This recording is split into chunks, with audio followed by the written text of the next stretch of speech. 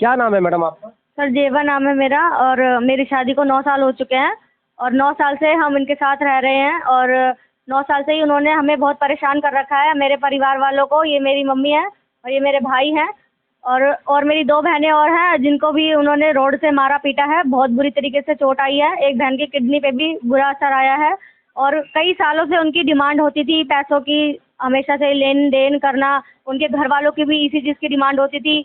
उनके पापा भी हमेशा यही कहा करते थे कि अपने घर से पैसे लेकर के आओ वरना हम तुम्हें मारेंगे पीटेंगे, तुम्हारे घर वालों को मारेंगे पीटेंगे, और यही चीज़ उन्होंने करा। ये चीज़ उन्होंने पहले भी करी थी जिसकी वजह से हमने केस करा था महिला मंडल में, और पुलिस वालों को भी हमने फिर इस बारी पुलिस की सलाह ली है हमने और हमने केस करा है। और इस बारी मेरी माँ को भी चोट आई है और मेरे भाई को भी चोट आई है, एक बहन की। आपका जो मामला चल रहा था, सालों से लड़ाई झगड़ा का चल रहा था, अचानक से अभी हफ्ते दिन पहले ऐसा क्या हुआ कि आपके जो हस्बैंड थे, एक्स हस्बैंड, जिन्होंने इतनी मतलब जान से मारने की कोशिश की, ऐसा क्या मामला हो गया था? अभी हमने वो कोर्ट में हमारी तारीख चल रही थी, वो हमने मामला उन पे एफआईआर करा रखी है, उस पर हमारी कोर्ट में तारीख चल रही थी। उस वजह से हम 22 तारीख को कोर्ट गए थे।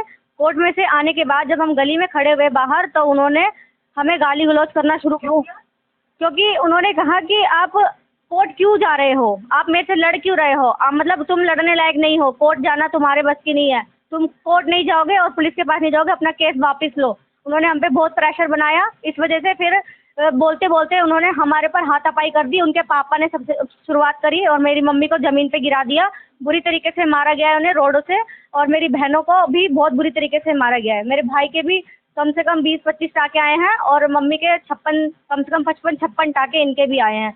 मेरा भी सर फाड़ दिया है, मेरे को भी बुरी तरीके से चोट आई है। अभी मेरे पास वीडियो भी है काफ़ी सारी, जो पट्टी लगने से पहले की भी है और टाँके लगने के बाद की भी काफ़ी वीडियो है हमारे पास, और जो कि हमने पुलिस वालों को भी दिखाई है। क्या कहा आईओ साहब ने इस मामले में? आईओ साहब ने कहा कि इसमें तो मतलब तुम्हारे हस्बैंड का ही ज़्यादा करके दिख रहा है और तुम्हारे ससुर का इसमें कम दिख रहा है, लेकिन हमने उनको वीडियो पुश कर करके दिखाया और वो उन्होंने तब उनका नाम लिखा। पहले वो उनका नाम नहीं लिख रहे थे, सिर्फ सरफराज का नाम लिख रहे थे। नसीर खान का नाम उन्होंने हमारी वीडियो देखने के बाद लिखा और सादब का भी नाम उन्होंने वीडियो देखने के बाद लिखा। अगर वीडियो नहीं होता तो क्या लगता है कि नासिर खान, उनके जो पिता, उनका नाम आईओ साहब लिखते या नहीं लिखते? नहीं नहीं नहीं, अगर वीडियो नहीं होता हमारे पास तो हमें नहीं लगता कि वो नसीर खान का नाम लिखते और ना ही सादब खान का नाम लिखते। ऐसा क्यों लग रहा है? क्योंकि हमें लग रहा है कि नसीर खान उनको पैसे दे सकते हैं और आराम से पैसे दे के उन्हें खरीद सकते हैं।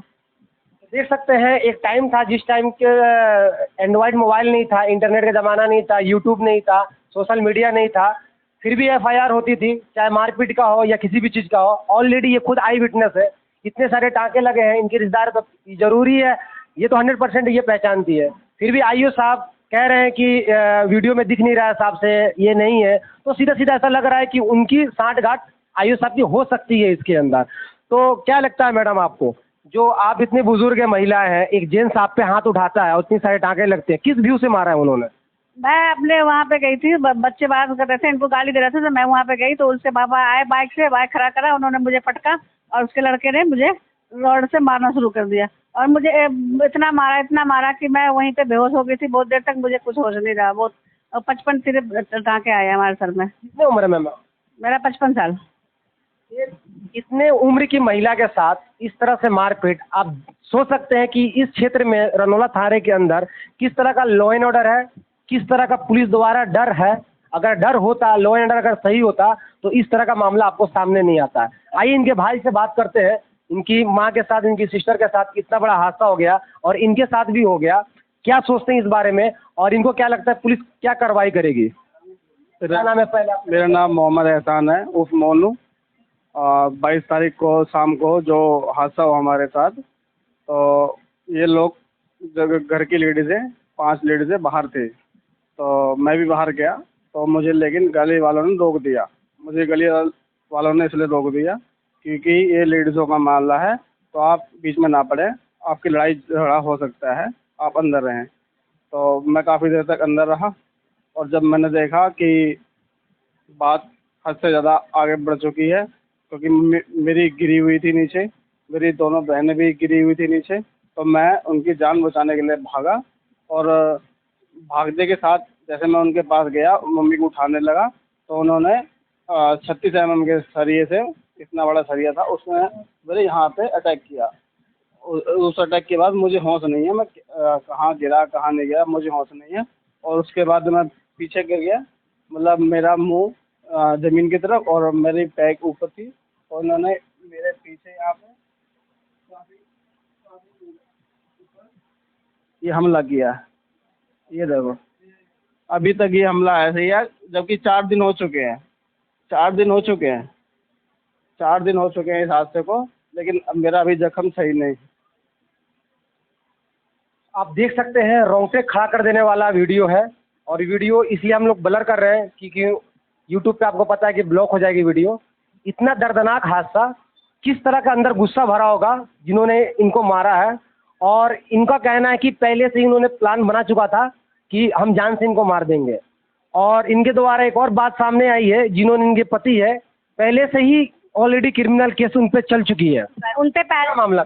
पहले ही उन पे क्रिमिनल केस चल रहा था, जिसके बारे में हमें कुछ पता नहीं था शादी के टाइम पे। ये बातें हमें शादी के 2-3 महीने बाद पता चली थी, और उनका केस काफ़ी सालों तक चला था। और उन्होंने तभी से मुझे धमकी देना शुरू कर दिया था, अगर तुम हमारी बातें नहीं मानोगे तो तुम्हारा एक ही भाई है, उसको हम जान से मार देंगे, और फिर तुम अपना सारे रोते रहना, तुम्हारे पास कुछ नहीं रहेगा।